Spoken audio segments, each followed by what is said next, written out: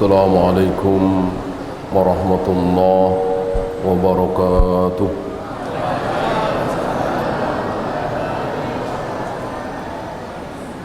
Innal hamdalillah nahmaduhu wa nasta'inuhu wa nastaghfiruh wa na'udzu billahi min shururi anfusina wa min sayyiati a'malina. من يهده الله فلا مضل له ومن يضلل فلا هادي له أشهد أن لا إله إلا الله وحده لا شريك له وأشهد أن محمدا عبده ورسوله وبعد فإن خير الكلام كلام الله وخير الهدي هدي محمد صلى الله عليه وآله وسلم وشر الأمور محدثاتها فإن كل محدثة بدعة وكل بدعة ضلالة وكل ضلالة في النار. أيها الإخوة, kita langsung saja mengingat waktu yang tidak banyak. Kita akan membahas insyaallah ta'ala tentang wasiat. Antum tahu apa wasiat? Ada yang bisa jawab? Mahiyal wasiyah? Tahu ya? Wasiat tahu ya? Antum sering mengatakan ini sudah wasiat kakek, ini sudah wasiat ayahanda kami. Tahu wasiat ya? Ini nggak usah kita bahas wasiat itu apa. Yang akan kita bahas adalah wasiat manusia teragung di muka bumi ini, manusia termulia di muka bumi ini. Tidak ada manusia yang semulia beliau, satu-satunya manusia yang sudah diampuni dosanya, walaupun dosanya apa? Walaupun dosa tersebut apa? Belum dilakukan. Subhanallah. Allah menjamin ampun dosa beliau yang belum beliau lakukan. Kalau sudah lakukan wajar ya. Ini belum dilakukan. Jadi seandainya Rasulullah itu nekat mau minum khamr, belum minum khamr, sudah diampuni. Seandainya beliau nekat mau berzina, belum berzina, sudah diampuni. Inilah Nabi SAW. Alhamdulillah cuman beliau yang diperlakukan seperti ini ya. Coba kalau kita ya, kita belum minum khamr sudah diampuni, kita belum berjudi sudah diampuni, kita belum meninggalkan sholat sudah diampuni. Saya kira rusak dunia ini. Tapi Nabi tidak. Semakin dijamin ampun, semakin takut kepada Allah. Semakin dijamin surga, semakin bengkak kaki beliau karena terlalu lama berdiri sholat. Hudzaifah meriwayatkan, Ibnu Abbas meriwayatkan bahwa dia pernah sholat di belakang Nabi, sholat malam, bukan sholat wajib, sholat tahajud, membaca surat Al-Baqarah. Dikiranya 100 ayat mau ruku, ternyata terus lanjut sampai selesai Al-Baqarah. Selesai Al-Baqarah ternyata tidak langsung ruku, diteruskan dengan An-Nisa, loncat An-Nisa sampai selesai, diteruskan dengan Ali Imran, mundur lagi. Dari sini kita tahu bahwa membaca surat loncat-loncat boleh. Adapun membaca ayat loncat-loncat tidak boleh. Ya. Selesai surat Ali Imran baru ruku. Kira-kira berapa jam itu? Inilah Nabi kita Muhammad sallallahu alaihi wasallam. Manusia yang begitu takut kepada Allah, bersyukur kepada Allah, tidak mentang-mentang dijamin ridha, dijamin ampun. Nah, kali ini kita akan membahas apa yang pernah beliau wasiatkan untuk kita semua umat beliau sallallahu alaihi wasallam. Ya. Dan menjaga wasiat ini luar biasa. Secara garis besar wasiat beliau, sabda beliau tidak ada yang kecil, semuanya besar. Maka Nabi nggak pernah berwasiat cara ngitung perkalian yang gampang begini, cara pembagian yang mudah gini caranya. Kalau Allah mau tentu bisa. Beliau tidak pernah berwasiat seperti itu. Kenapa? Karena nggak usah pakai beliau, nggak usah pakai Nabi, nggak usah pakai Rasul. Yang namanya perkalian, ilmu kesehatan, ilmu kedokteran bisa ditemukan. Kecil. Ilmu kedokteran, insinyur segala macam kecil dibanding dengan ilmu wahyu. Kenapa? Karena bisa dipikir. Dulu komputer, antum tahu, sejarah komputer tahu ya. Satu komputer itu satu lemari besar. Ya. Satu lemari besar untuk ngetik di komputer. Lama-lama menjadi kecil. Akhirnya sekarang sekecil ini. Ya. Gampang apa mudah? Gampang. Tahu gampang dari mana? Bisa diketemukan. Gitu. Yang sulit itu apa? Subuh itu berapa rakaat? Maghrib itu berapa rakaat? Ya, boleh nggak pakai cincin di jari telunjuk, di jari tengah? Ya, bolehkah wanita berpenampilan seperti laki-laki, laki-laki berpenampilan seperti wanita?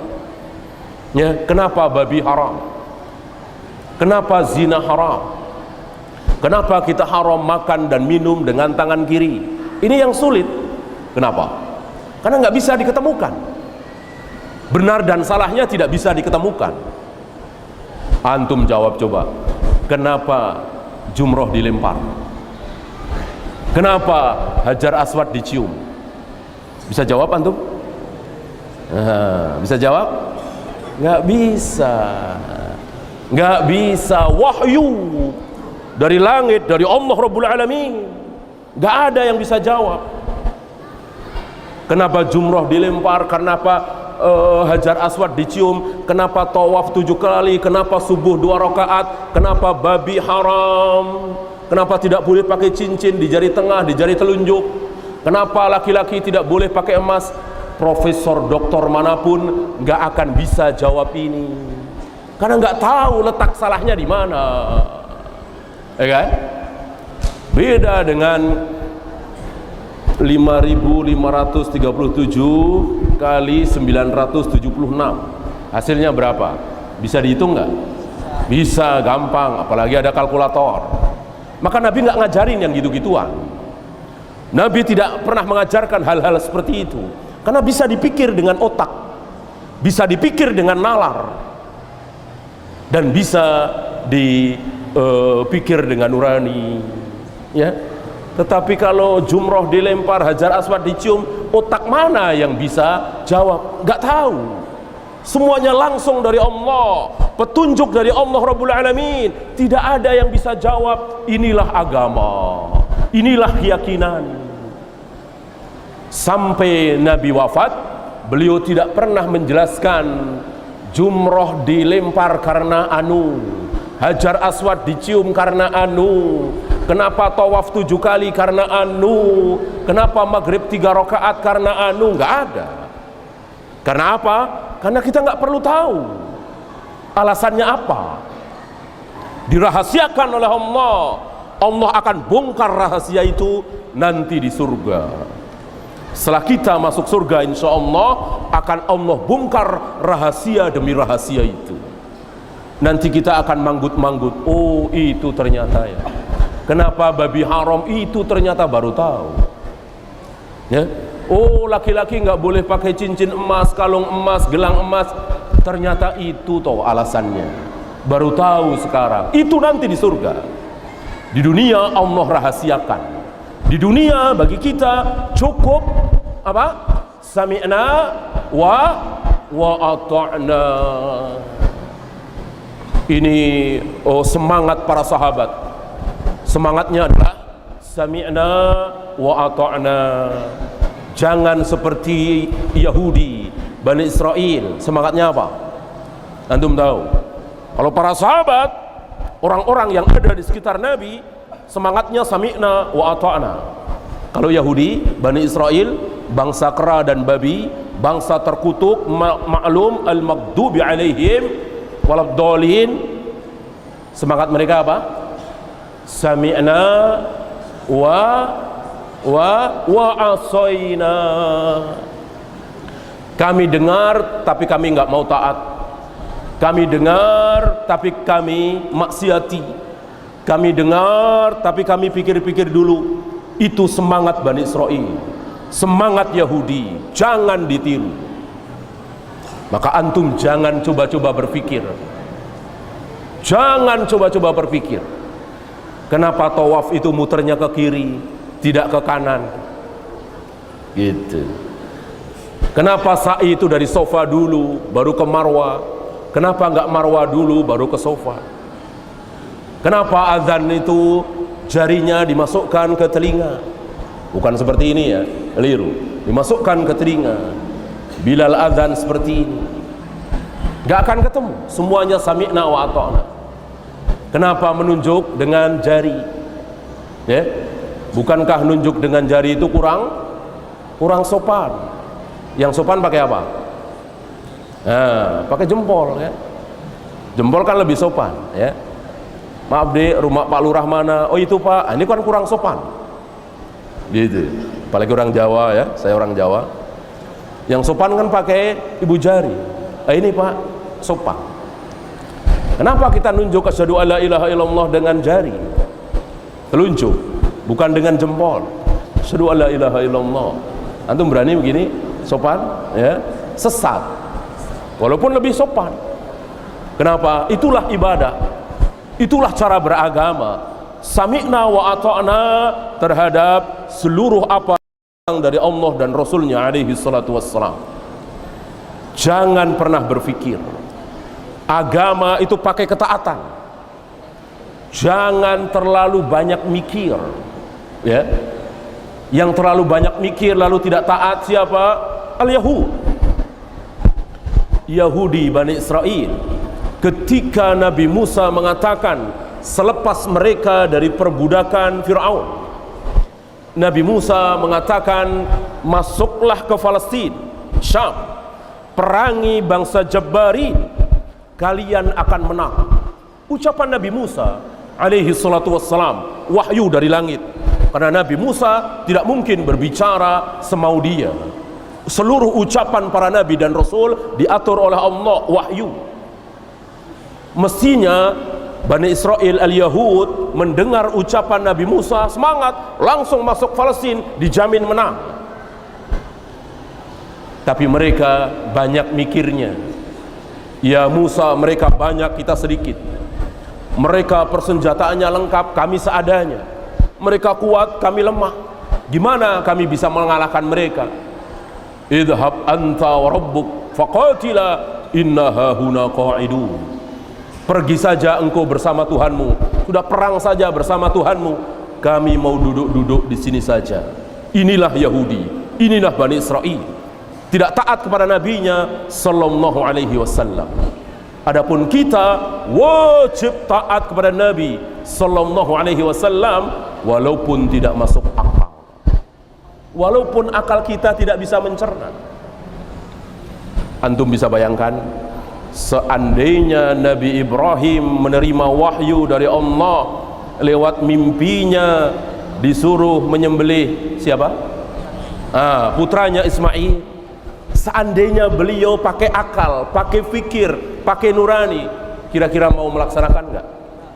Tentu tidak. Akal waras dari mana seorang ayah disuruh menyembelih anaknya? Akal waras dari mana? Nabi Ibrahim enggak pakai akal, enggak pakai otak. Karena ini perintah Allah, sami'na wa ata'na. Walaupun tidak waras perintah ini, beliau siap menyembelih putranya Ismail, dan Ismail siap disembelih. Demi apa? Demi taat kepada Allah tanpa mikir. Ya.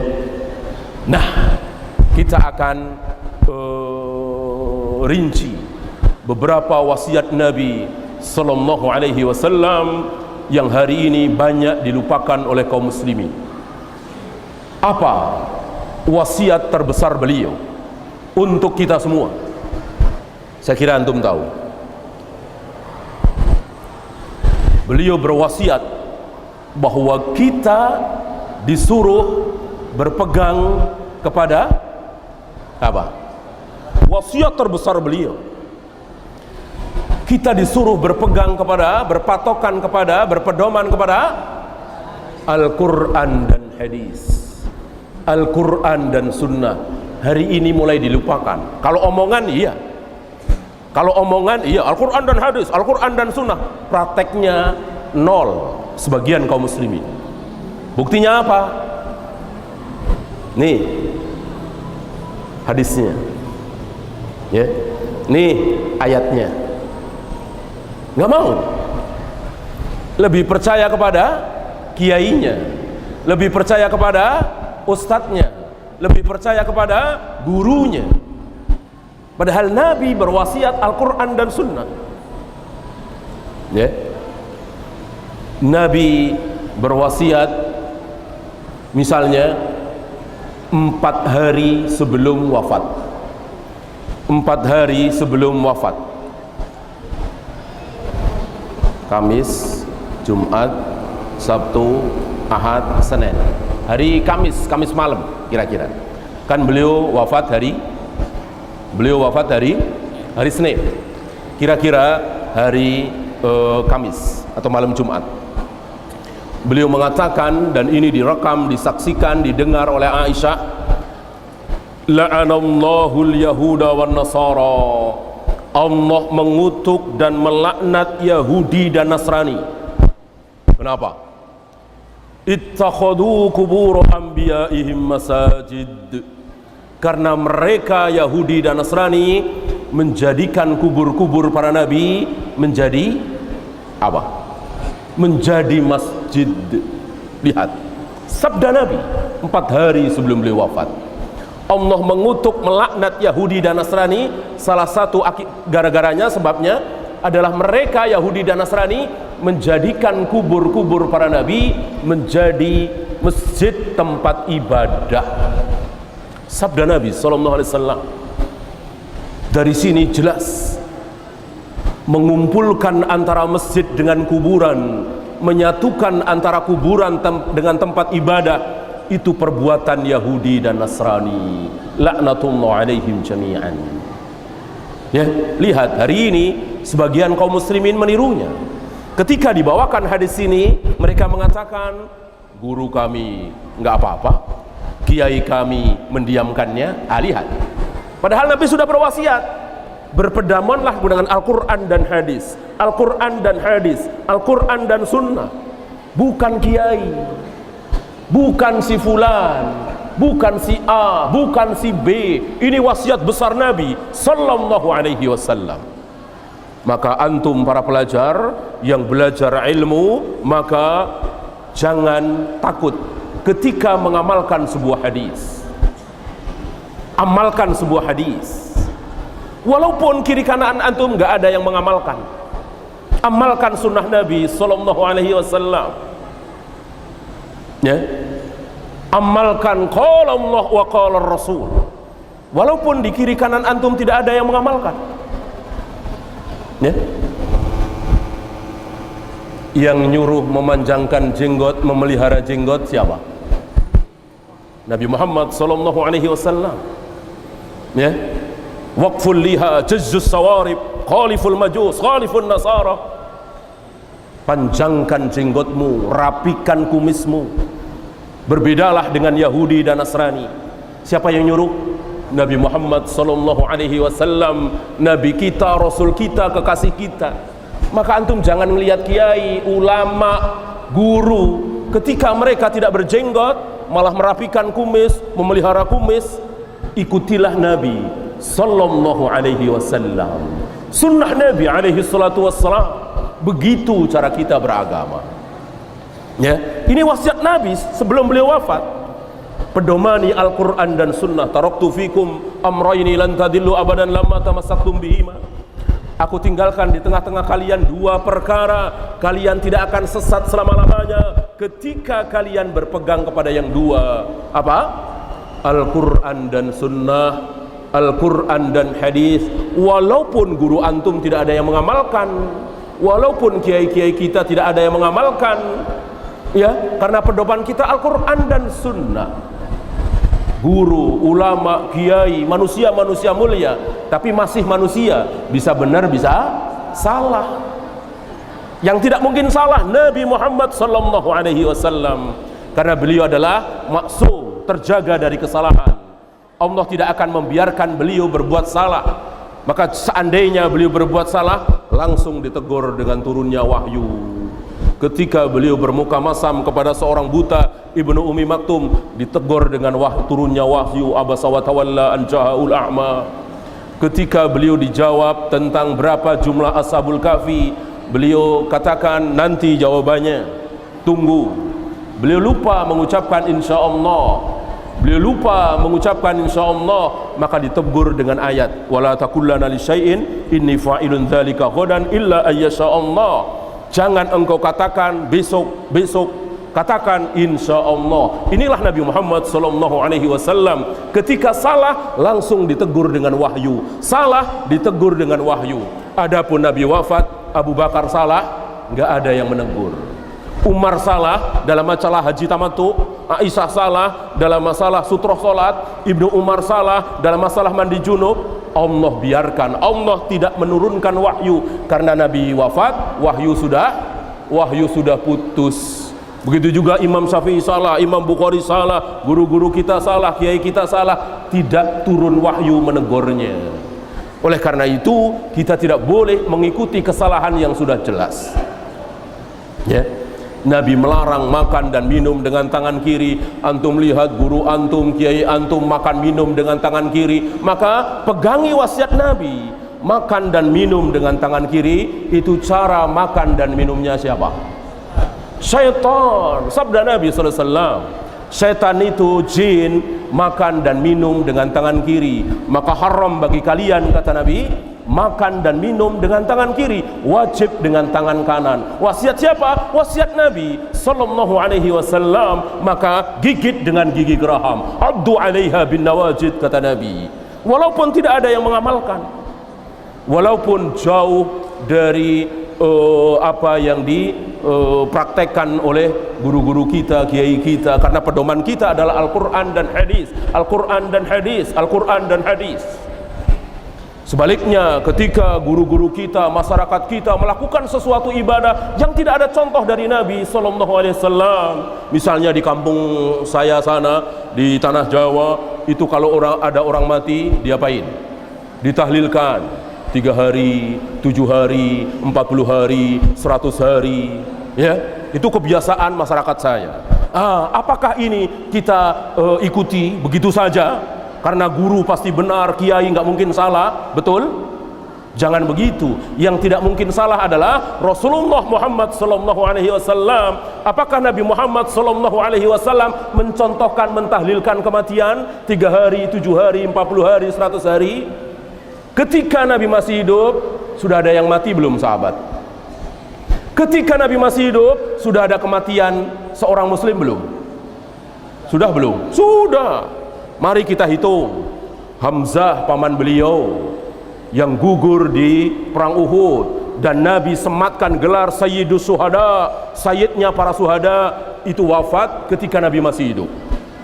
Ja'far bin Abi Thalib, Zaid bin Harisah, Abdullah bin Ruahah, Mus'ab bin Umair, ini semua meninggal ketika Nabi masih hidup. Abu Salamah yang jandanya yaitu Ummu Salamah akhirnya dinikah oleh Nabi. Bahkan istri beliau tercinta siapa? Khadijah, itu meninggal ketika beliau masih hidup. Bahkan siapa? Anak-anak beliau semua meninggal ketika beliau masih hidup. Kecuali siapa? Kecuali Fatimah, satu-satunya yang masih hidup ketika beliau wafat. Selebihnya meninggal semua. Tapi tidak ada riwayat satupun, tidak ada satu kisah Nabi mentahlilkan mereka 3 harinya 7 harinya Ja'far bin Abi Thalib, 40 harinya Mus'ab bin Umair, 100 harinya Hamzah. Ini nggak pernah dilakukan oleh Nabi dan tidak pernah dilakukan oleh Abu Bakar, Umar, para sahabat. Mungkinkah kita melakukan sesuatu ibadah yang tidak pernah dicontohkan oleh Nabi sallallahu alaihi wasallam? Di mana letak cinta kita kepada Nabi? Laqad kana lakum fi Rasulillahi uswatun hasanah.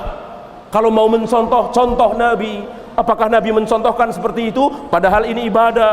Ibadah harus mencontoh beliau. Man amila amalan laisa alaihi amruna fahuwa raddun. Barang siapa yang beramal ibadah yang tidak mencontoh aku, kata Nabi, ibadah itu tertolak.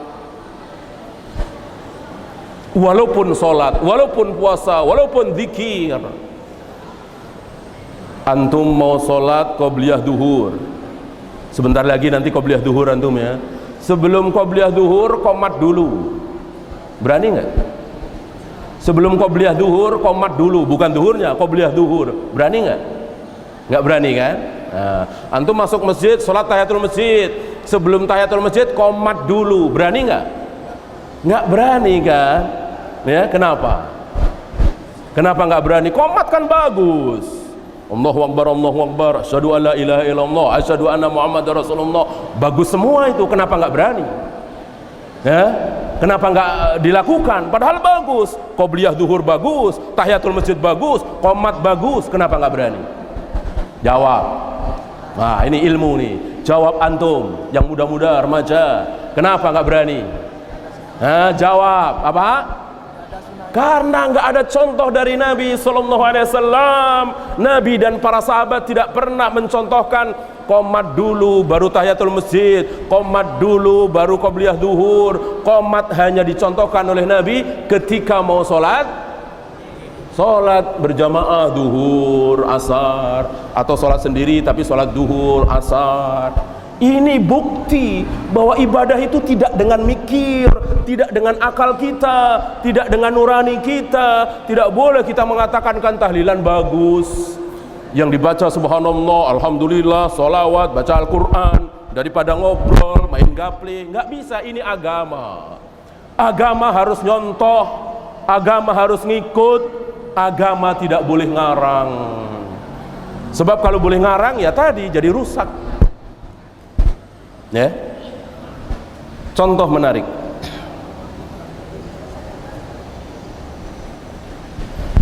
Kalau orang lain merayakan ulang tahun dengan menyalakan lilin, umurnya 15, lilinnya 15, sudah nyala, ditiup lagi, sambil nyanyi apa nyanyinya? Nah, happy birthday to you, ya. Itu orang Yahudi, orang Nasrani itu, ya. Karena kita orang Islam, kalau ulang tahun pakai apa? Baca sholawat, sholat 2 rakaat, atau puasa. Boleh apa tidak? Yahudi ulang tahunnya pakai niup lilin. Karena kita kaum muslimin ulang tahunnya pakai sholat 2 rakaat, habis itu baca sholawat, habis itu baca Al-Quran, syukur-syukur puasa. Boleh? Tidak boleh. Kenapa tidak boleh? Iya, ya. Rasulullah sallallahu alaihi wasallam punya hari kelahiran, Abu Bakar punya hari kelahiran, Umar punya hari kelahiran, kan semuanya punya hari kelahiran walaupun tidak tercatat, ya. Nggak ada Nabi mencontohkan ini hari kelahiranku, maka sholat 2 rakaat, maka puasa, maka ini. Kalau puasa Senin itu kelahiran beliau, para sahabat ngikut Senin, ya. Nggak ada sahabat Umar misalnya puasanya bukan Senin Kamis tapi Selasa Kamis, karena Umar lahir hari Selasa, betul. Utsman puasanya Ahad Kamis, Minggu Kamis, karena Utsman lahirnya hari Ahad, hari Minggu, betul? Nggak betul, ya. Ali puasanya Jumat Kamis, karena Ali lahirnya hari Jumat misalnya, betul? Tidak betul. Seluruh sahabat kalau mau puasa mingguan, semuanya puasa Senin Kamis, Senin Kamis, Senin Kamis. Senin lahirnya Nabi, Kamis diangkatnya Amal, ya, bukan di hari kelahiran masing-masing. Ya, ini wasiat besar Nabi Sallallahu Alaihi Wasallam yang banyak dilupakan oleh kita. Jadi seolah Nabi memberikan wasiat, contohlah gurumu, contohlah tokoh, mau benar mau salah contoh, seolah begitu. Jangan, ya. Tokoh, kiai, ulama, guru ditimbang dengan Al-Quran dan Sunnah. Kalau guru kita menyimpang dari Al-Quran dan Sunnah, jangan ikuti, ya. Kalau musuh kita, orang yang kita benci tapi mengamalkan Sunnah, kita ikuti, ya. Kan ada kalanya kita dalam pergaulan punya musuh, punya orang yang kita tidak sukai, namanya hidup di dunia bukan di surga, tapi dia mengamalkan Sunnah, dia punya hadis, dia membawakan ayat, kita ikuti, ya. Begini cara kita beragama, mengikuti Al-Quran dan Sunnah, jangan yang lain. Dan Al-Quran dan Sunnah tentu yang sahih, karena kalau tidak sahih maka itu bukan Sunnah. Maka walaupun hadis tapi palsu atau tidak ada asal usulnya, jangan diamalkan. Dan hari ini banyak beredar hadis-hadis palsu, bukan sabda Nabi dibilang sabda Nabi. Apa misalnya? Hubbul waton minal iman, cinta tanah air sebagian dari iman. Ini bukan sabda Nabi. Nabi tidak pernah bersabda seperti ini. Hadis ini palsu, ya. Bahwa kita semua cinta kepada tanah air kita, tetapi kalimat cinta tanah air sebagian dari iman, ini bukan sabda Nabi Sallallahu Alaihi Wasallam. Utlubul ilma walau bisin, carilah ilmu walau ke negeri Cina. Belum pernah Nabi bersabda seperti ini. Ini merendahkan Madinah, merendahkan Mekah, menjunjung tinggi Cina. Nggak ada ilmu di Cina, ilmu itu ada di Mekah dan Madinah, ya. Karena Nabi menyerahkan ilmu dunia terserah. Nabi hanya mengajarkan ilmu agama, ya. Ikhtilafu ummati rahmah, perbedaan pendapat di kalangan umatku adalah rahmat. Ini pun bukan sabda Nabi. Ini hadis la aslalahu, tidak ada asal usulnya, ya.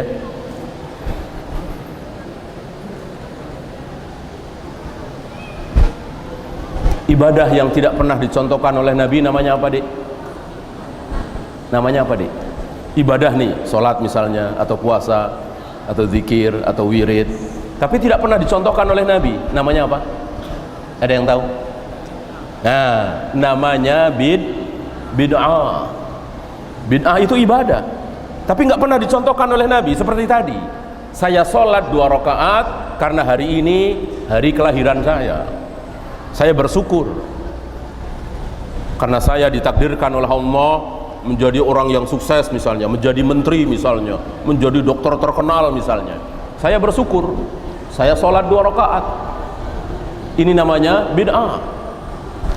Karena ibadah ini tidak pernah dicontohkan oleh Nabi Sallallahu Alaihi Wasallam, ya. Manusia yang sangat sukses di muka bumi ini adalah Nabi Sallallahu Alaihi Wasallam, tapi beliau tidak pernah mencontohkan. Memperingati hari kelahiran beliau dengan sholat 2 rakaat, memperingati hari pernikahan beliau dengan Khadijah dengan sholat 2 rakaat. Ini wasiat besar, ya. Jangan beribadah kecuali mencontoh Nabi Sallallahu Alaihi Wasallam, ya.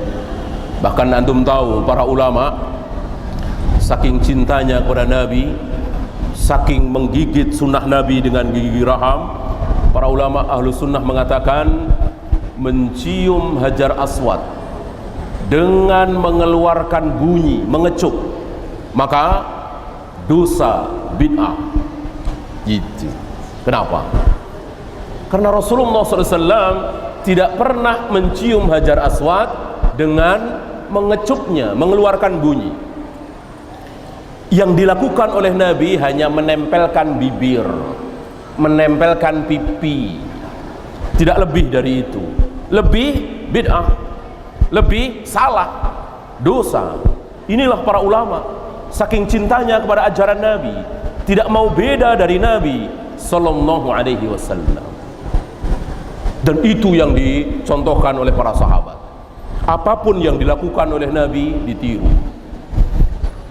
Menarik, ketika Rasul dan para sahabat sholat di tanah lapang, bukan di masjid, biasa memakai alas kaki, sendal. Salah satu sunnah ketika sholat di lapangan, kita pakai alas kaki, sendal. Dan Nabi menjamin jika sendal kita terkena najis, maka akan hilang, akan suci dengan tanah, dengan bumi. Maka jika kita pakai sendal terkena najis lalu buat berjalan, maka dengan berjalan berarti najisnya hilang oleh tanah, oleh bumi, ya. Maka jika mau sholat sendalnya terkena sendalnya kita takut terkena najis, ini nggak perlu, ya kan? Karena sudah dijamin oleh Nabi sallallahu alaihi wasallam. Di tengah-tengah sholat, Jibril datang.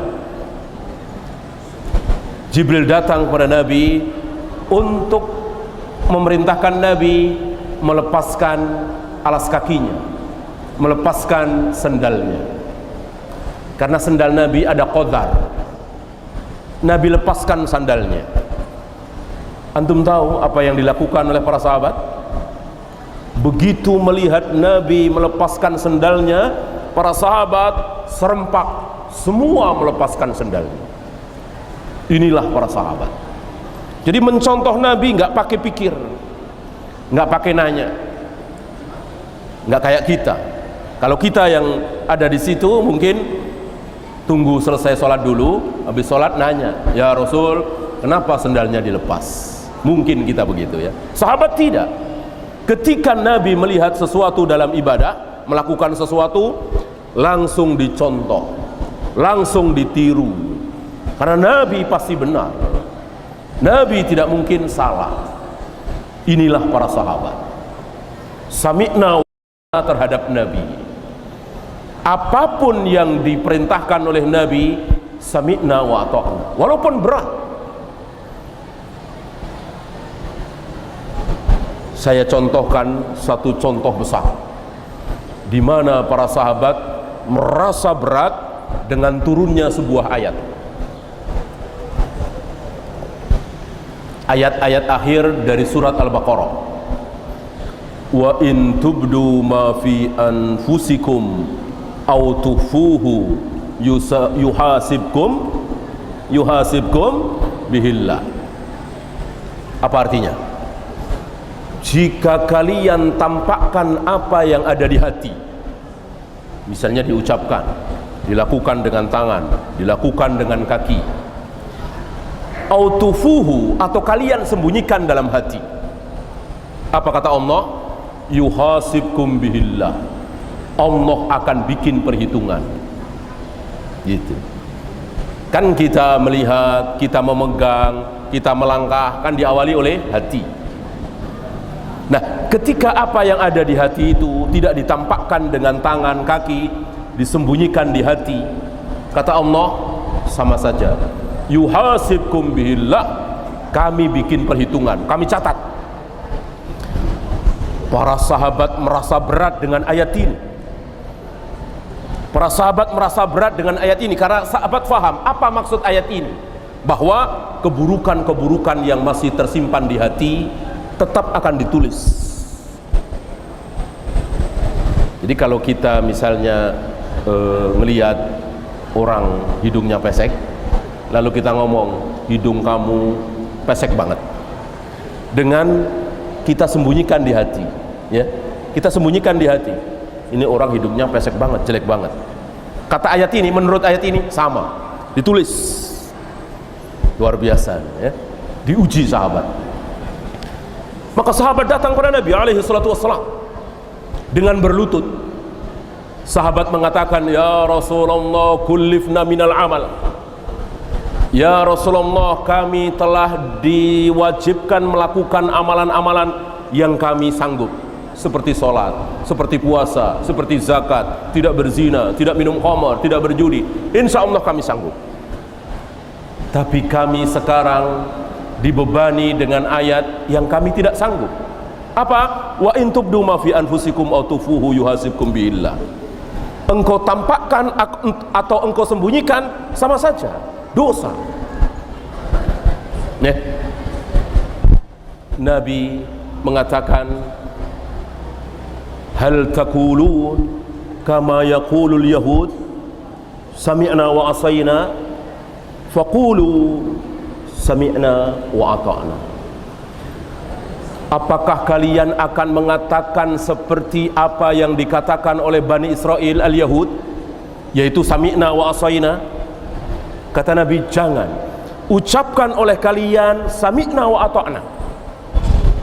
Lihat, begitu mendengar Nabi mengatakan ucapkan sami'na wa ata'na, maka para sahabat ini walaupun berat memaksakan diri mengatakan sami'na wa ata'na. Walaupun berat ya Rasul, insya Allah sami'na wa ata'na, kami akan taati. Walaupun berat sekali ini. Sahabat faham apa maksud ayat ini. Memang berat sekali, nggak mungkin kita bisa menjaga hati. Yang bisa kita jaga itu tangan, kaki, mata, telinga, itu bisa kita jaga. Kalau hati nggak bisa kita jaga. Ya, antum anak-anak muda, di hadapan antum ada seorang nenek-nenek tua, dan di hadapan antum ada seorang gadis cantik. Hati antum sama saja nggak? Sama nggak? Apa yang ada di hati antum sama nggak? Tentu beda.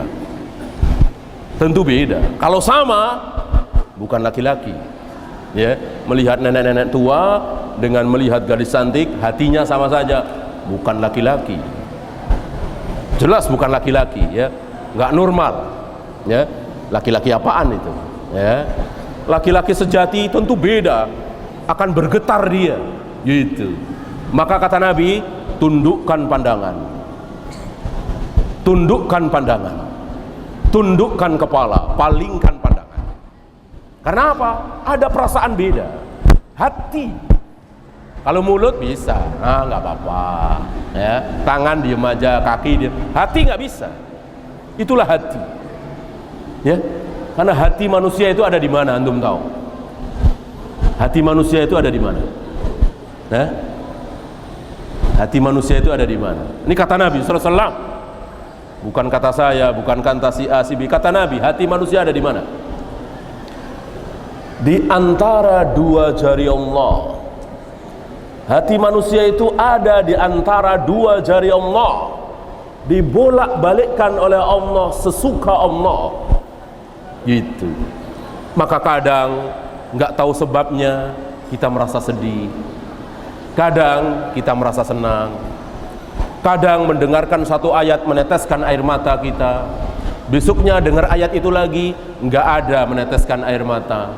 Karena hati manusia ada di dua jari Allah, dibolak-balikkan oleh Allah sesuka Allah. Maka sunnah bagi kita berdoa, ya muqallibal qulub, sabbit qalbi ala dinik.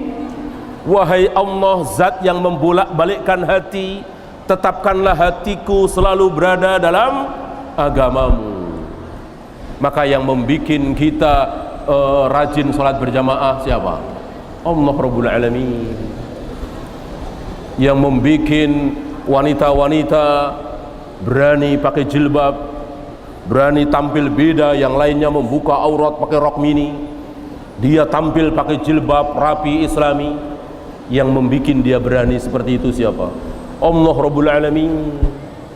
Yang menggerakkan kita untuk sedekah, berangkat haji, umrah siapa? Allah Rabbul Alamin. Ya, jangan sombong kita. Ini memang maunya saya, ini memang gerakan hati saya. Tidak. Semuanya Allah yang menggerakkan. Ya. Nah, Begitu Nabi sallallahu alaihi wasallam menyuruh para sahabat untuk mengucapkan sami'na wa ata'na, maka para sahabat langsung serentak sami'na wa ata'na, walaupun berat. Lulus para sahabat, ya.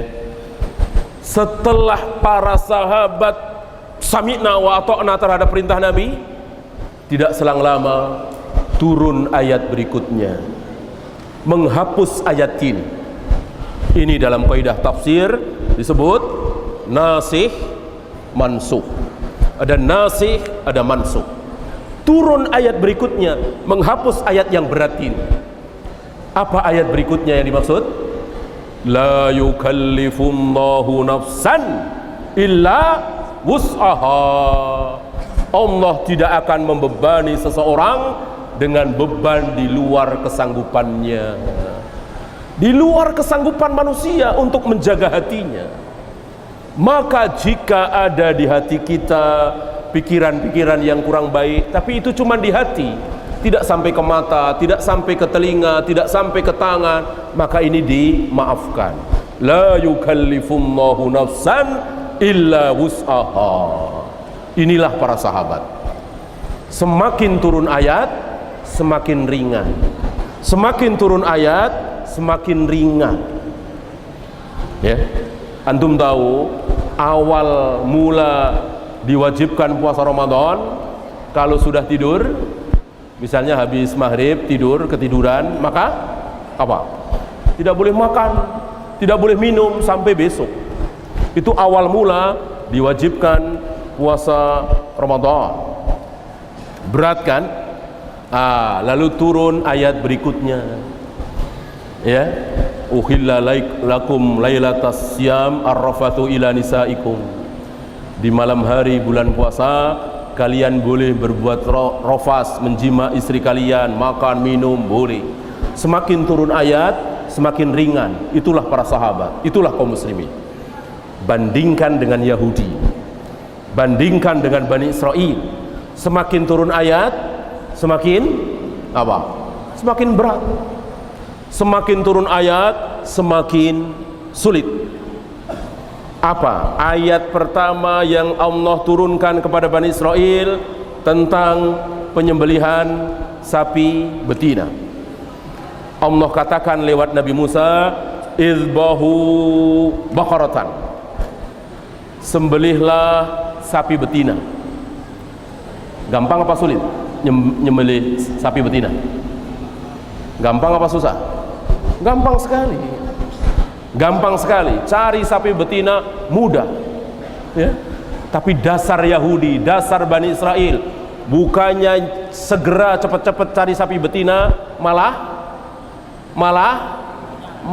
nanya. Semangatnya bukan semangat sami'na wa ata'na, bukan semangat taat, semangat kritis. Padahal dalam beragama bukan kritis, dalam beragama sami'na wa ata'na. Kalau ilmu kedokteran, ilmu sains, ilmu ini kritis, bagus. Agama bagaimana Allah dikritisi? Allah kan maha benar. Semangatnya sami'na wa ata'na, jangan semangat kritis.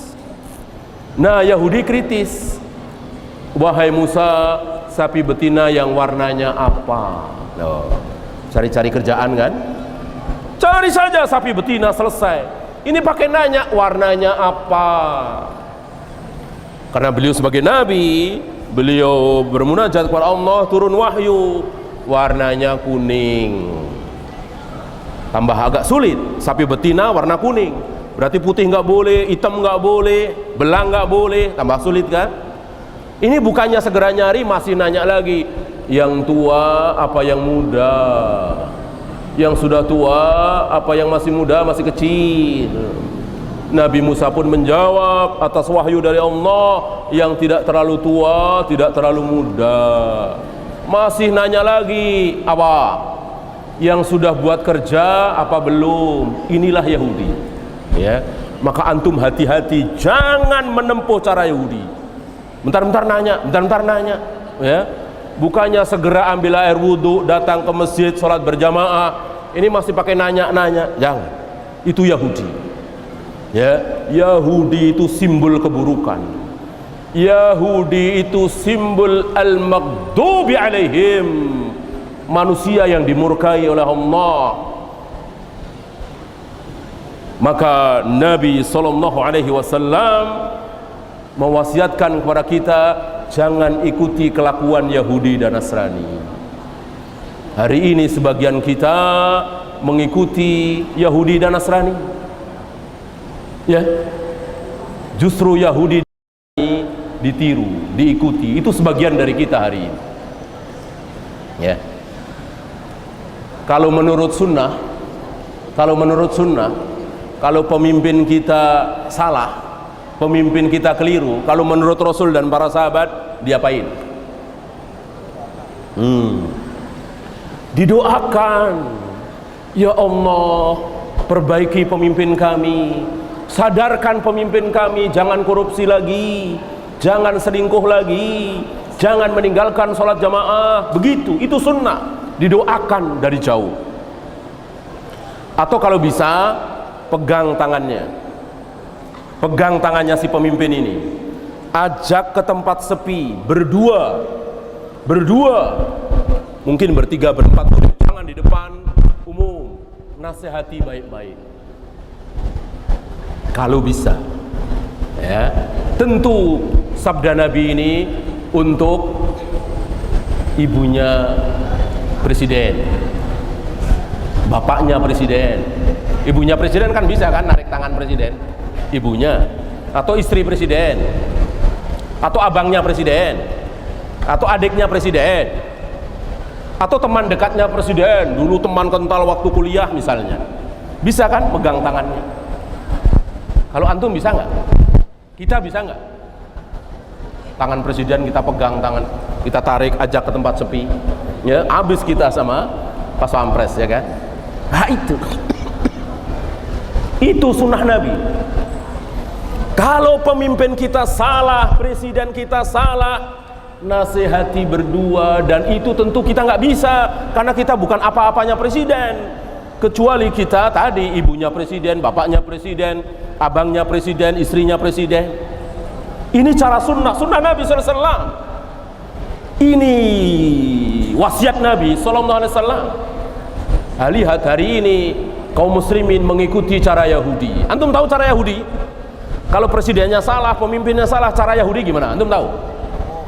Turun ke jalan, teriak-teriak di jalanan, bikin macet jalanan, bakar ban, dicaci maki itu presiden. Itu cara Yahudi, cara orang kafir. Cara Nabi SAW elegan, santun, bertanggung jawab. Afdalul jihad kalimatu adlin inda sultanin jair.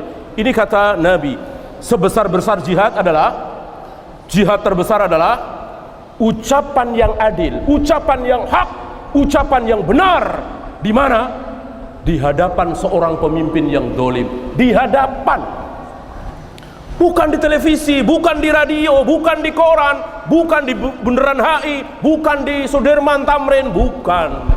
Di depan presiden, itu baru gentle. Itu sebesar-besar jihad. Misalnya saya berhadapan dengan Pak Presiden nggak benar nih begini, mosok aliran sesat didiamkan, ini mencaci maki Nabi Muhammad, mosok Anda diamkan, begini. Saya berdua dengan presiden, baru ini jihad, afdalul jihad. Bukan di televisi, bukan di radio, itu mah sok-sokan. Hebat, berani, di mimbar nggak boleh, di jalanan apalagi. Itu cara Yahudi. Cara Nabi SAW luar biasa santunnya, sopannya, tidak merendahkan pemimpin walaupun pemimpin itu rendah, zalim. Tidak boleh, karena pemimpin itu punya wibawa. Pemimpin harus dihormati, pemimpin harus ditaati. Keadaan yang baik adalah rakyat cinta kepada pemimpin, pemimpin cinta kepada rakyat. Maka kalau kita tahu aib pemimpin, tutup. Kita tahu saudara kita minum khamar misalnya, atau berjudi misalnya, atau selingkuh misalnya, berzina. Kita sebarkan apa kita tutup? Kita tutup aibnya. Itu seorang muslim, apalagi presiden.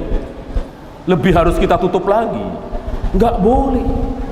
Aib seorang pemimpin kita umbar, aib seorang pemimpin kita nikmati, kita saksikan, nggak boleh. Lihat hari ini cara-cara Yahudi ditempuh oleh kaum muslimin. Pemimpin menjadi bulan-bulanan, dicaci maki, ditiru-tirukan gayanya. Ya, ini dosa besar. Wajib bagi kita menghormati pemimpin. Dan pemimpin kita dari Soekarno, Soeharto, Habibie sampai sekarang, ada yang kafir nggak? Nah, saya nanya nih, ada yang kafir nggak?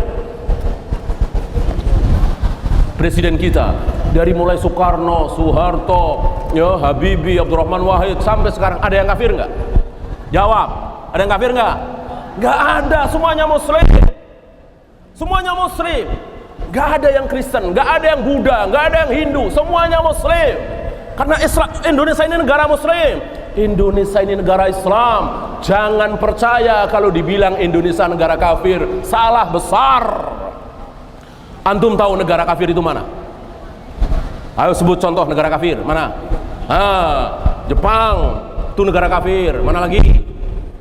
Amerika, itu negara kafir. Mana lagi? Inggris, Prancis, Rusia, itu negara kafir.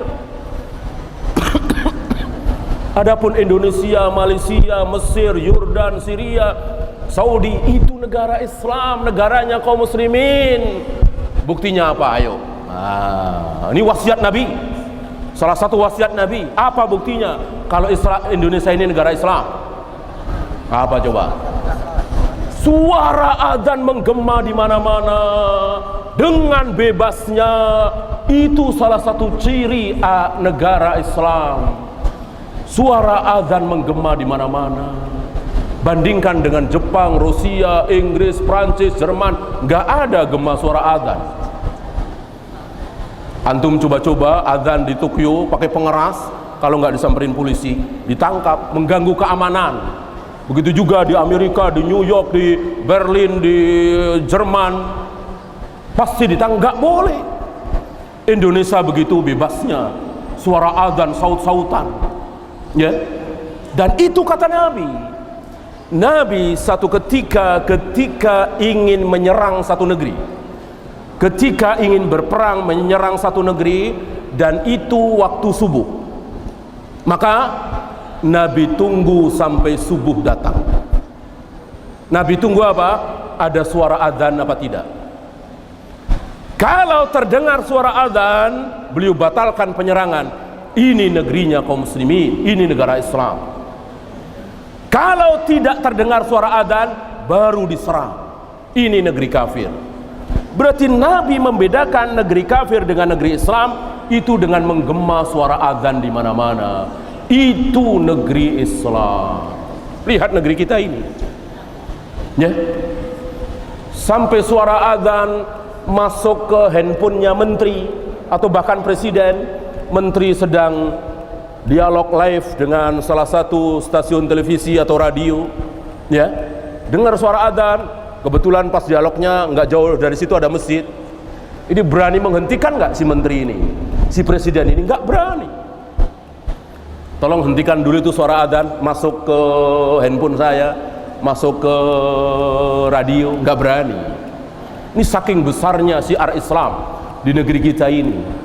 Maka orang yang mengatakan Indonesia negara kafir, betul-betul dia tidak melihat dengan matanya, ya. Dia menyamakan antara sesuatu yang berbeda. Beda sekali. Kalau Indonesia negara kafir, berarti sama dengan Jepang dong, sama dengan Jerman, Inggris, Prancis. Padahal suara adzan nggak ada di sana. Cari masjid susah, mau sholat Jumat susah. Kapan satu Ramadan, kapan satu Syawal, sulit. Kapan ya? Nggak tahu. Kita dengan mudahnya di negeri kita ini. Maka tahan, jangan pernah mengatakan bahwa Indonesia negara kafir. Siapa yang mengatakan bahwa Indonesia negara kafir, maka dia harus apa? Siapa yang mengatakan bahwa Indonesia ini negara kafir, maka dia harus meninggalkan Indonesia ini. Kenapa? Sabda Nabi SAW, inni bari'um minal muslim ya'ishu bainal kafirin. Aku berlepas diri dari seorang muslim yang hidup di tengah-tengah negeri kafir. Jadi hidup di negeri kafir dosa, haram. Maka antum hidup di Jerman haram, tinggal di Amerika haram, tinggal di Jepang haram. Jangan pernah bercita-cita tinggal di sana, itu negerinya orang kafir. Nggak ada masjid, nggak ada sholat berjamaah, mau sholat Jumat susah. Mau dikubur di mana kalau mati? Antum mati di New York, antum mati di Tokyo, mau dikubur di mana? Seorang muslim tidak boleh dikubur di kuburan orang kafir. Kuburan orang kafir dengan kuburan orang muslim harus dibedakan.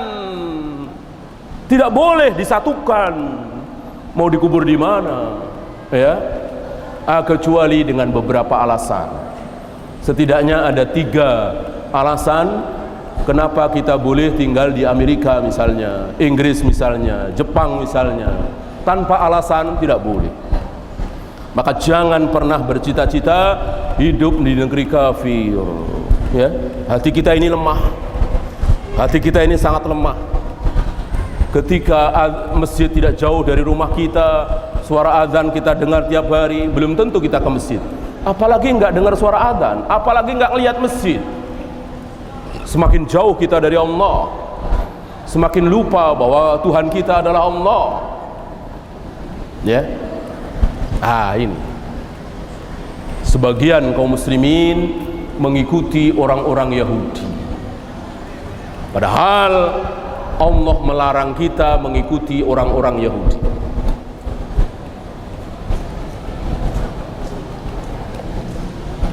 Kita lanjutkan. Di antara wasiat Nabi yang besar adalah kita disuruh memahami Al-Quran dan hadis.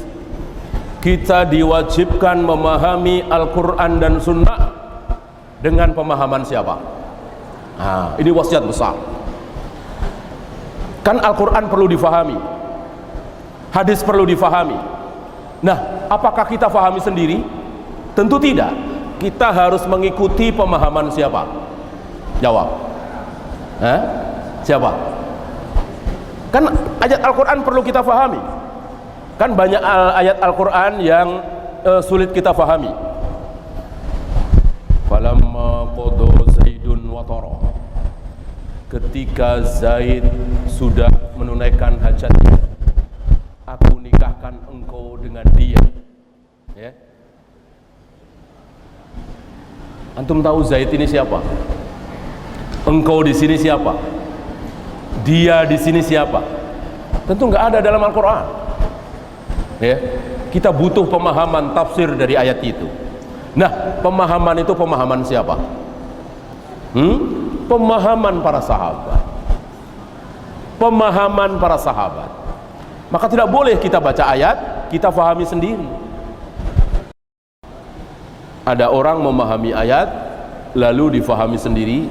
Misalnya, fadhkurullaha dzikran katsira, berzikirlah dengan menyebut asma Allah dengan sebutan yang banyak. Sebutlah nama Allah dengan sebutan yang banyak. Lalu dia fahami ayat ini sendiri, lalu dia amalkan ayat ini, lalu dia berzikir Allah, Allah, Allah, Allah, Allah, Allah, Allah, Allah. Betul? Betul? Salah besar. Ya. Seolah dia mengamalkan ayat ini, sebutlah nama Allah dengan sebutan yang banyak. Allah, Allah, Allah, Allah. Betul kan? Itu kalau memahami sendiri. Maka lihat pemahaman para sahabat yang mengikuti Nabi sallallahu alaihi wasallam. Adakah Rasul dan para sahabat berzikir cuma Allah, Allah, Allah, Allah, Allah saja? Tidak ada. Karena zikir Allah, Allah, Allah ada pujiannya enggak? Ada sanjungannya apa tidak? Tidak ada. Zikir itu harus ada sanjungannya, harus ada pujiannya. Allah apa? Besar. Allah apa? Azim. Allah apa? Suci. Nggak boleh Allah doang, harus ada sanjungannya, harus ada pujiannya. Allahu Akbar, Subhanallah, La ilaha illallah, Astaghfirullah. Itu baru boleh. Zikir Allah, Allah, Allah, Allah, Allah saja ini tidak pernah dicontohkan oleh Rasul dan para sahabat. Kenapa? Karena kita memahami ayat harus dengan pemahaman para sahabat. Ya. Al-Quran dan Sunnah harus kita fahami dengan pemahaman para sahabat. Tidak boleh kita fahami sendiri. Ya.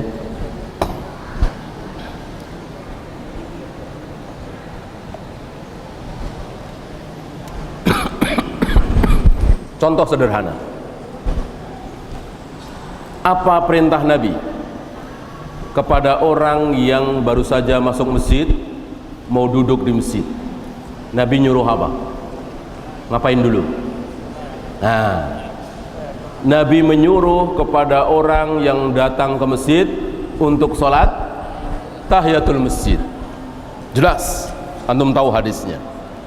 Nah, masalah selanjutnya, bagaimana memahami perintah Nabi? Apakah setiap kali masuk masjid harus sholat tahiyatul masjid? Misalnya kita masuk masjid jam 12, habis itu azan. Habis azan kita sholat tahiyatul masjid, kemudian qobliyah duhur, kemudian nunggu qomat jam asar duhur. Nah, nanti asar begitu juga, sholat tahiyatul masjid, kemudian qobliyah asar, baru sholat asar. Maghrib begitu juga, isya begitu juga, subuh begitu juga. Tahiyatul masjid dulu, baru qobliyah subuh. Betul? Nah, lihat para sahabat. Apakah para sahabat memahami perintah tahiyatul masjid itu seperti itu? Jadi setiap kali masuk masjid selalu sholat tahiyatul masjid. Betul? Jawabnya tidak. Tidak.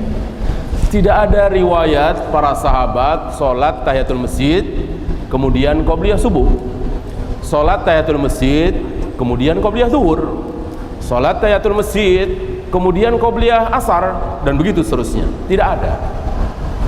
Ya. Para sahabat sholat tahiyatul masjid ketika akan apa? Akan duduk di masjid. Nah, seperti tadi, bapak-bapak, ibu-ibu, antum semua datang ke masjid ini kan duduk, mau dengerin taklim, ceramah. Ah, jangan, sholat dulu 2 rakaat tahiyatul masjid. Gitu. Seperti sholat Jumat, kan kita datang masuk untuk sholat Jumat, kan langsung duduk, siap-siap dengerin khotib ceramah, khutbah.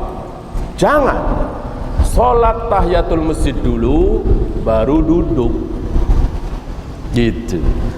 Adapun datang ke masjid langsung qobliyah subuh, datang ke masjid langsung qobliyah duhur, atau datang ke masjid langsung sholat duhur, perlukah sholat tahiyatul masjid? Jawabnya tidak perlu. Mana dalil? Para sahabat. Gitu. Mencontoh Nabi SAW. Nabi masuk masjid minimal berapa kali dalam sehari? Nah, 5 kali. Nabi sholat qobliyah duhur, qobliyah asar, qobliyah maghrib, qobliyah isya, hadisnya dhaif ya. Qobliyah isya hadisnya dhaif. Qobliyah subuh, Nabi melakukan sholat qobliyah di mana? Di mana? Di rumah. Di rumah, ya. Karena sebaik-baik sholat sunat di mana? Di rumah, tidak di masjid. Gitu. Nah, setelah itu beliau datang ke masjid. Setelah dilapori oleh Bilal bahwa sudah siap apa belum ya Rasul. Ini salah satu sunnah. Jadi para muadzin untuk qomat minta izin imam. Apakah imam sudah siap atau belum? Kalau azan nggak perlu. Azan tidak perlu nunggu perintah imam karena azan mengikuti waktu. Bilal sudah tahu kapan datangnya waktu duhur, kapan datangnya waktu asar, kapan datangnya waktu maghrib, dan seterusnya. Adapun untuk qomat minta izin kepada imam, kepada Nabi. Gitu. Bukan ngelihat jamaah, bukan ngelihat suara, ya. Alhamdulillah di sini nggak ada ya. Di Jakarta banyak, ini bid'ah baru. Jadi mau qomat nunggu suara tit tit tit. Jelas ini keliru. Qomat minta izin para imam. Imam siap apa tidak? Maka masjid harus punya imam. Ciri-ciri akhir zaman apa? Masjid nggak punya imam. Mau sholat Jumat, mau sholat jamaah, dorong-dorongan. Ya, bapak aja. Ya, maka antum kalau sholat jamaah jangan dorong-dorongan. Ya, siapa yang merasa paling tua kalau umurnya sama, dia kalau ilmunya sama, dia yang tampil sebagai imam. Ya. Nah, Nabi datang ke masjid mau ngimamin sholat. Ada riwayat Nabi mengatakan, "Tar ya, jangan qomat dulu. Saya mau tahiyatul masjid dulu." Ada riwayat seperti itu? Ada riwayat seperti itu? Enggak ada. Nabi masuk ke masjid untuk ngimamin sholat subuh, zuhur, asar, maghrib, isya, tidak pernah sholat tahiyatul masjid dulu. Kecuali Nabi mau ke masjid, mau duduk, maka beliau sholat tahiyatul masjid. Ini contoh sederhana bahwa Al-Quran dan hadis jangan difahami sendiri. Al-Quran dan hadis harus difahami dengan pemahaman sahabat. Karena sahabat murid-murid Nabi yang bertemu langsung dengan Nabi, jihad bersama Nabi, sholat di belakang Nabi, menyaksikan Jibril turun di hadapan Nabi walaupun dalam bentuk manusia. Adapun Jibril dalam bentuk asli, jangankan para sahabat, Nabi saja gemetar ketakutan melihat Jibril dalam bentuk asli dengan badan memenuhi antara langit dan bumi. Jibril duduk di kursi dan kursinya itu antara langit dan bumi. Ya, jadi bumi ini kecil sekali dibanding dengan badan Jibril yang asli. Nabi gemetar.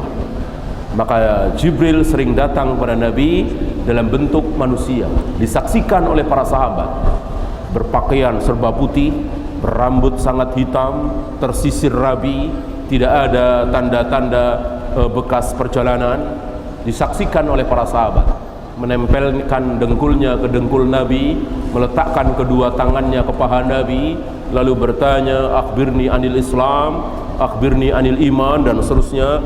Dijawab oleh Nabi alaihi salatu wassalam. Inilah para sahabat. Maka wajib bagi kita mengikuti manhaj para sahabat, cara beragamanya para sahabat, dan bandingkan dengan cara beragamanya masyarakat kita. Ya, ketika masyarakat kita seperti tadi, ayahnya meninggal, ibunya meninggal, ditahlilkan 3 hari, 7 hari, 40 hari dan seterusnya. Lihat para sahabat. Yang mudah saja, kira-kira sahabat mentahlilkan kematian Nabi. Oh, ini 3 hari Nabi wafat, kita tahlilan. Oh, ini seminggu Nabi wafat, kita tahlilan. Oh, ini 40 hari Nabi wafat, kita tahlilan.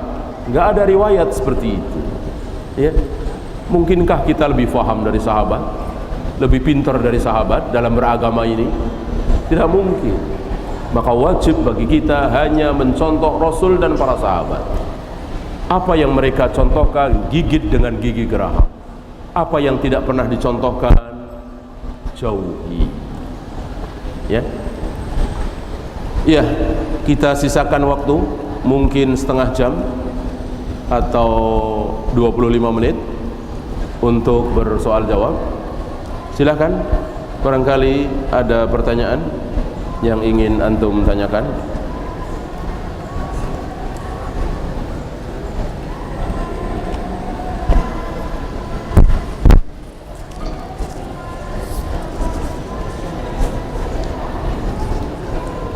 Kalau banyak yang tidak terjawab, mohon maaf karena banyaknya pertanyaan.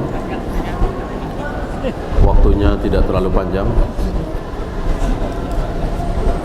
Bagaimana hukum sholat di masjid yang ada kuburannya? Kuburan itu berada di samping kiri, ada yang di kanan dan ada yang di depan dan ada yang di belakang. Sahkah sholat kita? Sholat di masjid yang ada kuburannya ada 3 hukum. ada 3 macam hukum. Yang pertama, sah. Sholat di masjid yang ada kuburannya, hukum pertama sah. Yaitu siapa? Yaitu baru bagi kita yang sudah ambil air wudhu, sudah mau takbir, sholat berjamaah, tiba-tiba ada kuburan di situ, kita baru lihat, maka teruskan sholatnya, tidak usah diulang, dan lain kali jangan sholat di situ lagi. Sah. Yang kedua, tidak boleh, haram. Yaitu sudah tahu di situ ada kuburannya, tapi nekat. Yang ketiga, kufur, syirik, yaitu sengaja cari masjid yang ada kuburannya. Sengaja cari masjid yang ada kuburannya. Ya, berarti ini sengaja menentang Allah dan Rasulnya. Tadi sudah kita bahas, Yahudi dan Nasrani dikutuk dan dilaknat oleh Allah gara-gara menjadikan kubur para nabi sebagai masjid tempat ibadah. Itu kubur para nabi, apalagi yang bukan kubur nabi. Bagaimana kalau sudah ada terlanjur ada kuburannya, maka pisahkan. Cara memisahkannya dengan apa? Satu, jalan umum, walaupun jalan setapak. 2, kali, terpisah oleh kali, walaupun kali kecil, got. 3, tembok khusus, bukan dinding masjid, bukan, tembok khusus. Nah, 3 cara itu. Atau dipindahkan. Masjid Nabawi yang dibangun oleh Nabi, di situ ada beberapa kuburan.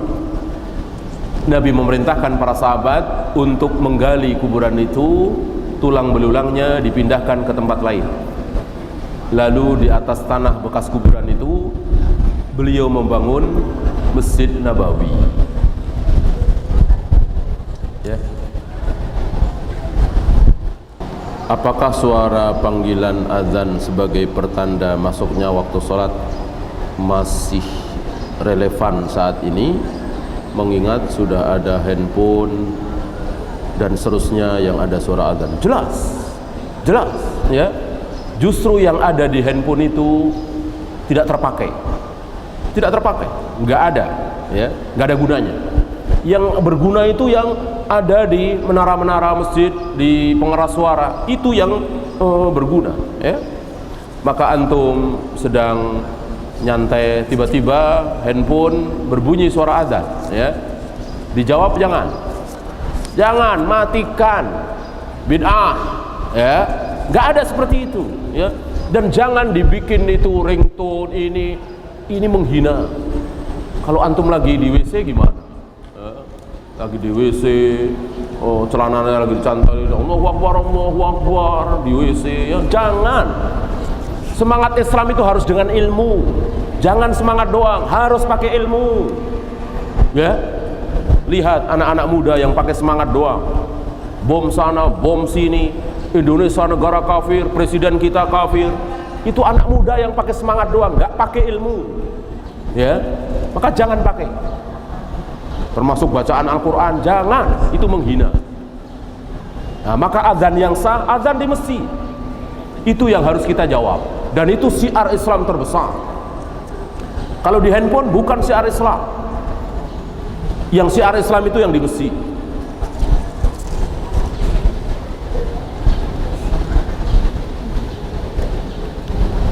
Tolong jelaskan apa yang dilakukan oleh Rasulullah ketika ada seorang muslim meninggal dunia. Bagus.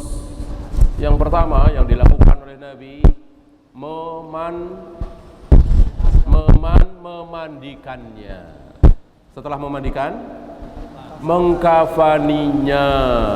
Setelah mengkafani, mensolatkannya.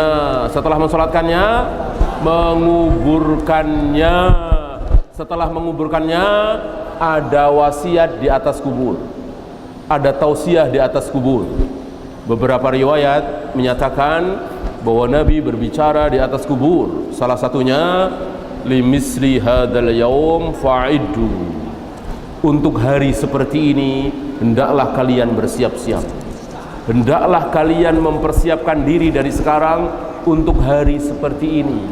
Hari di mana dia sendirian di dalam tanah, dalam ruangan 2 kali 1 meter, berhadapan dengan utusan Allah yang bernama Munkar dan Nakir. Untuk hari seperti ini hendaklah kalian siap-siap. Banyak dari kita yang tidak siap-siap. Sementara untuk ujian siap, untuk mau nikah siap-siap, ini siap, tapi menghadapi kematian kita nggak siap. Wajib kita bersiap-siap. Itu nasihat Nabi di atas kubur. Kemudian beliau juga memerintahkan kepada yang hadir di kuburan, doakan saudara kita, karena dia sebentar lagi akan didatangi oleh 2 makhluk yang belum pernah dia lihat sebelumnya, Munkar dan Nakir. Doakan. Salah satu doanya adalah Allahumma gfir lahu, Allahumma sabbithu, Allahumma gfir lahu, Allahumma sabbithu, Allahumma gfir lahu, Allahumma sabbithu. Diulang-ulang. Ya Allah, ampuni dia, tenangkan dia, teguhkan dia di dalam menjawab 3 pertanyaan Munkar Nakir. Antum pernah berhadapan dengan polisi, ditanya tentang sesuatu, takut nggak, gemetar nggak? Ya, dipanggil kepala sekolah, ditanya sesuatu, takut nggak, gemetar nggak? Ini bukan polisi lagi, bukan kepala sekolah lagi, malaikat, utusan Allah. La ya'sunallaha ma amarahum wa yaf'aluna ma yu'mayun.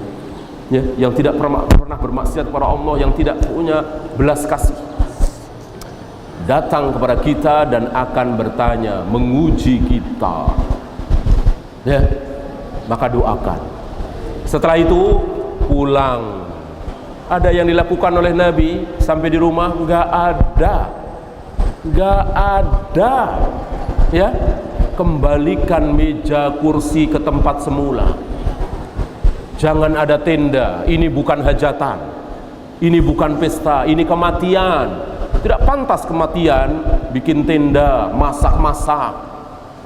Enggak tahu apa musibah dengan pesta. Musibah jadi kayak pesta. Bapaknya meninggal, bukannya bagaimana mikir mendoakan, malah beli beras, beli sapi, beli kambing. Ya, ini gimana? Ainal akal. Enggak pernah dicontohkan oleh Nabi seperti itu. Ya, Islam ini menjadi sulit, Islam ini menjadi mahal gara-gara bid'ah, gara-gara ajaran sesat, gara-gara mengikuti orang Hindu. Itu ajaran Hindu.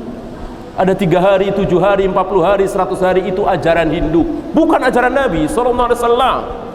Ajaran Nabi simple, mudah, murah. Antum tahu orang Hindu itu ngiri sama orang Islam. Saya pernah dengar di Bali. Ketika saya di Bali, ada beberapa ikhwan menghabarkan tentang orang Hindu yang ngiri sama orang Islam. Kenapa? Orang Islam itu pagi-pagi kalau mau sembayangan, mau menghadap Tuhannya, enak banget.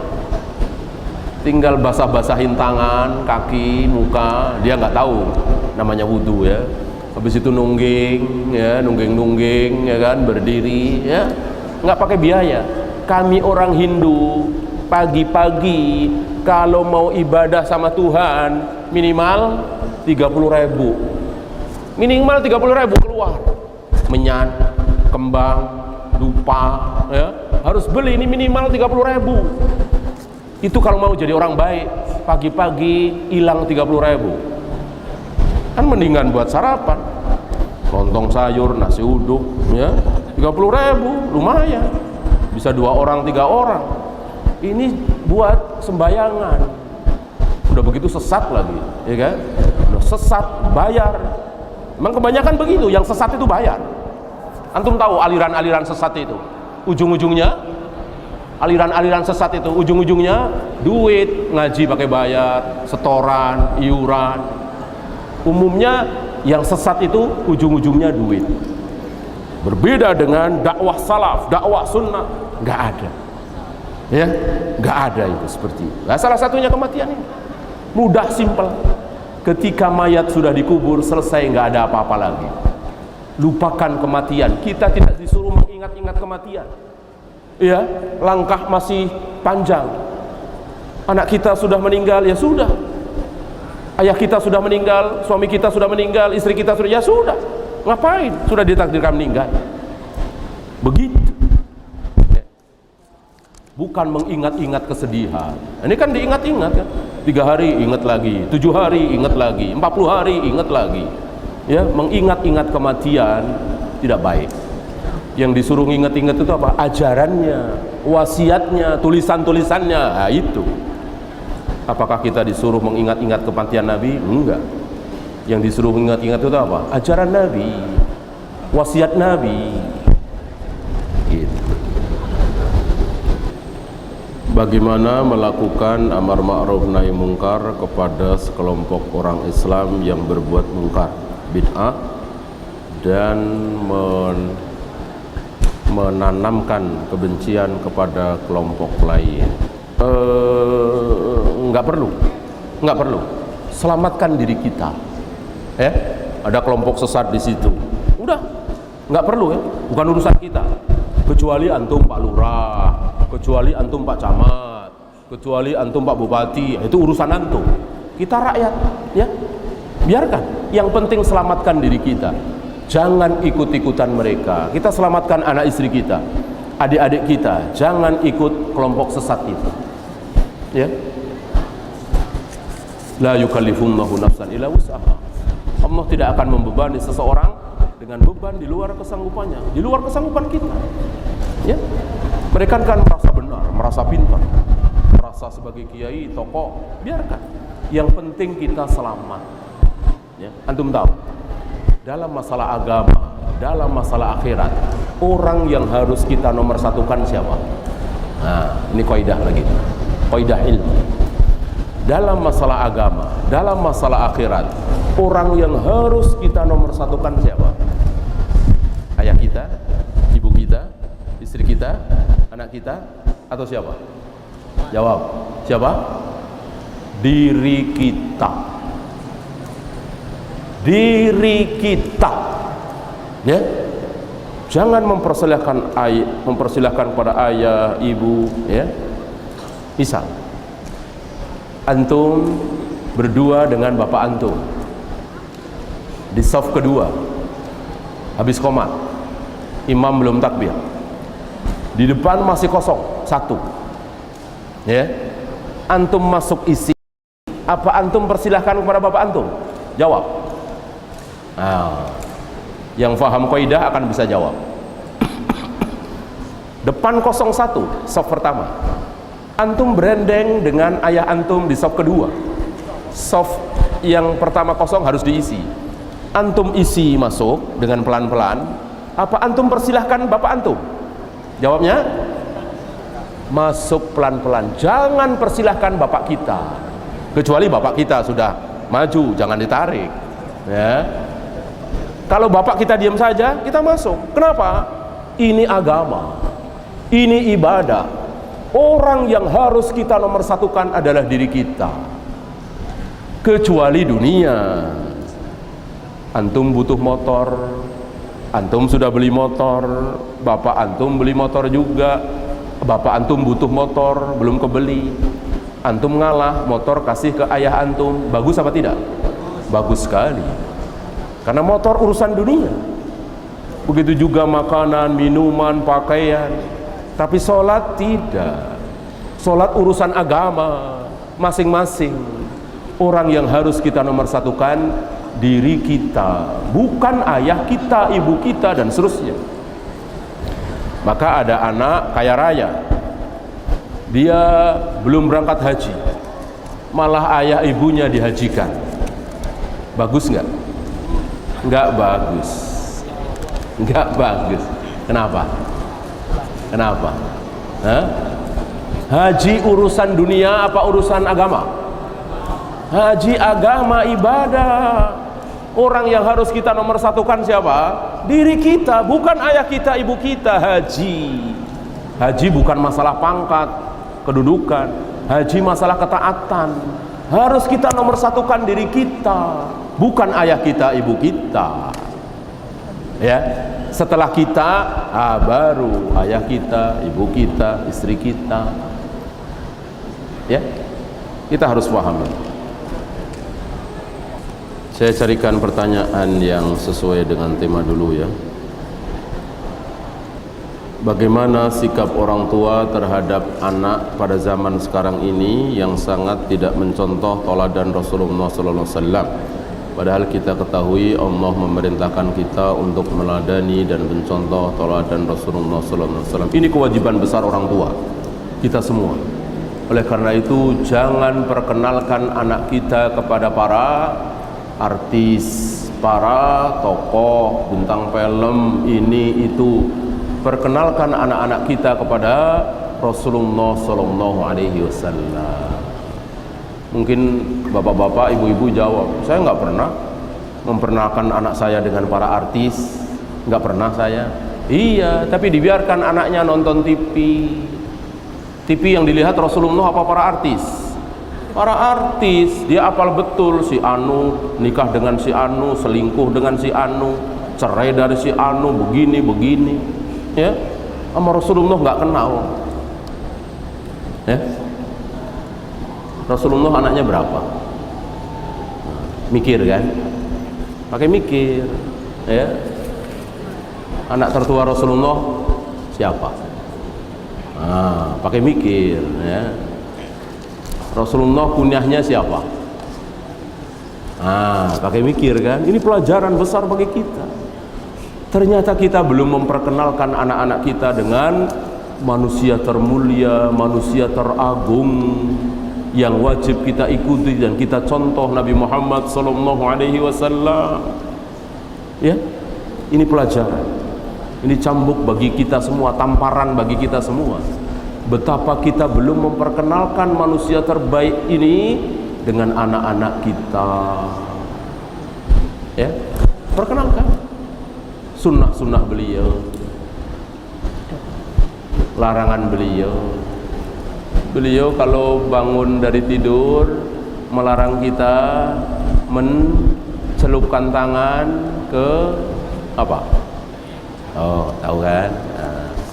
Rasulullah melarang kita bangun tidur mencelupkan tangan ke bejana. Ini larangan Nabi sallallahu alaihi wasallam. Enggak tahu? Ya. Larangan dokter tahu banget, nggak boleh makan ini, nggak boleh makan jeroan kambing segala macam.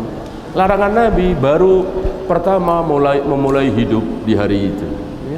Kita bangun tidur, Nabi melarang mencelupkan kedua tangan kita di bejana yang berisi air.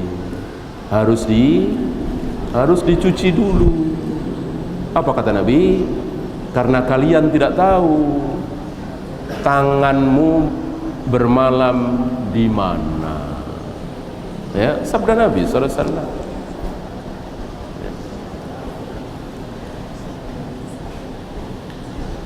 Bagaimana menghapus yang jelek dalam hati bila bertemu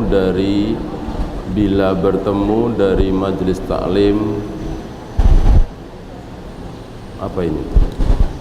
Intinya bahwa selagi kejelekan di hati itu sekedar lintasan, istilahnya ham, bukan azam. Karena apa yang ada dalam hati itu dibagi dua, ada ham, ada azam. Kalau azam sudah berdosa, kalau ham belum. Ham itu lintasan, selintasan ada di hati. Ketika antum melihat teman antum ngeselin, bikin marah, bikin jengkel, kelakuannya resek misalnya ya, dolim, ada lintasan di hati antum, kayaknya anak kayak gini bagusnya pukul sekali ini. Lalu habis itu hilang, astagfirullah. Maka itu insya Allah diampuni ya. Berbeda ketika antum ini anak harus dipukul, antum cari batu, antum cari kayu, ya, nyari-nyari anak itu mau dipukul, nggak ketemu. nggak ketemu, ya. Antum terus cari-cari, dosa apa belum? Dosa. Dosa itu namanya sudah azam, bukan hal, ya.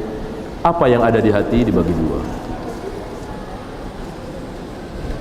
Kalau kita tahu tahlilan itu tidak boleh, apa yang harus kita lakukan jika orang tua atau mertua melakukannya? Al-bara', berlepas diri, ya. Berlepas diri. Kita tidak bisa menasihati karena itu orang tua, kita baru saja ngaji. Udah berlepas diri. Ya. Jangan ikut-ikutan, ya. Karena sebuah dosa, sebuah kebatilan tidak boleh diikuti walaupun itu perintah seorang ibu, walaupun itu perintah suami, ya.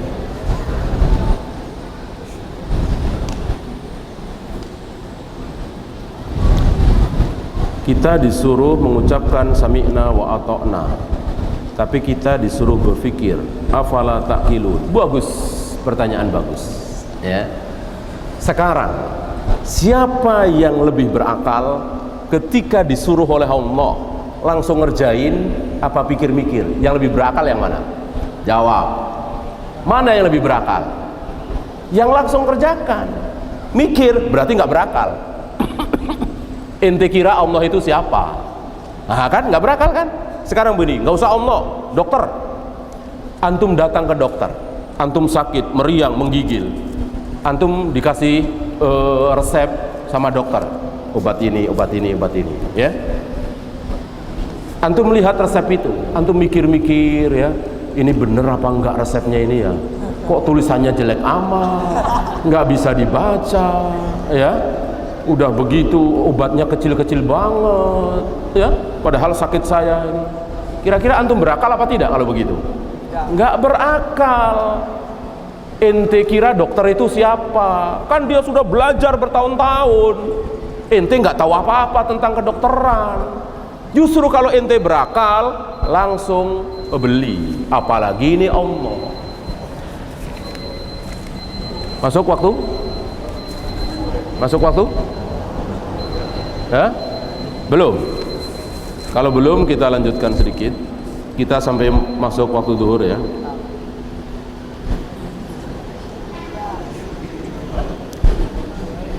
Apakah benar ada hadis yang menyebutkan tuntutlah ilmu sampai ke negeri Cina? Dah baru dibahas tadi, ya. Kemana aja ini, ya kan? Makanya kalau ngaji dengerin, ya. Kan udah dibahas tadi, kan?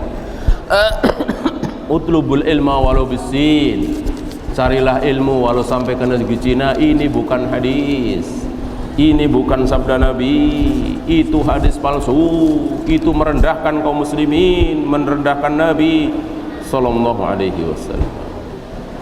Ya.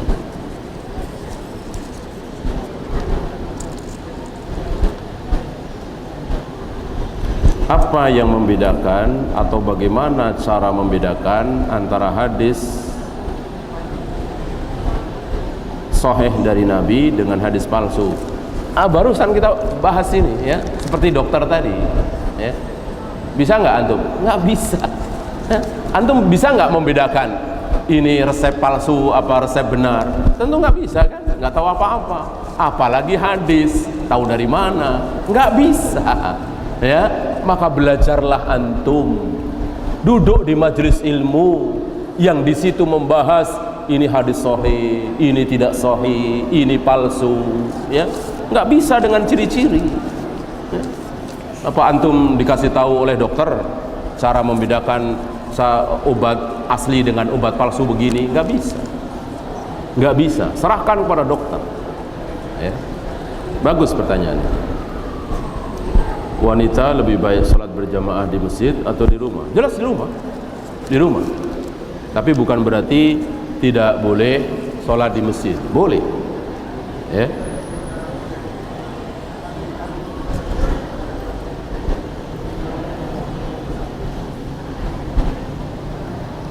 Seseorang yang terlambat datang ketika mengikuti ibadah sholat Jumat, apakah masih dianjurkan sholat tahiyatul masjid? Iya, itu perintah langsung Nabi. Justru tahiyatul masjid itu hadisnya dimulai dari itu. Jadi Nabi sedang khutbah, ada orang datang Jumatan, langsung duduk. Kata Nabi, sholat dulu 2 rakaat. Sholat dulu 2 rakaat. Walaupun khatib sedang khutbah. Zikir Allah Allah Allah dianjurkan oleh Kiai Haji Bakhit Sirat. Bagaimana hukumnya dan banyak jamaah yang mengikutinya. Tadi sudah kita bahas, ya kan? Jadi patokan kita, pedoman kita apa? Al-Quran dan hadis dengan pemahaman para sahabat, ya, bukan si A, si B, si C, Kiai Anu, tidak. Maka siapapun kiainya, siapapun ulamanya bertentangan dengan qala Allah wa qala Rasul, bertentangan dengan pengamalan para sahabat, wajib ditolak. Wajib ditolak. Karena siapapun bisa benar, bisa salah. Yang pasti benar hanya Nabi Muhammad sallallahu alaihi wasallam.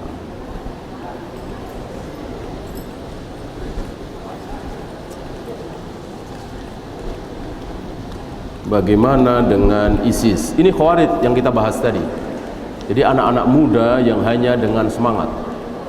Ciri khas mereka apa? Mengkafirkan pelaku dosa besar dan mengkafirkan orang-orang yang tidak sepaham dengan mereka. Maka menurut mereka, menurut orang-orang Khawarij, berbohong kafir, berjudi kafir, minum khamar kafir, motong jenggot kafir, tidak pakai jilbab kafir.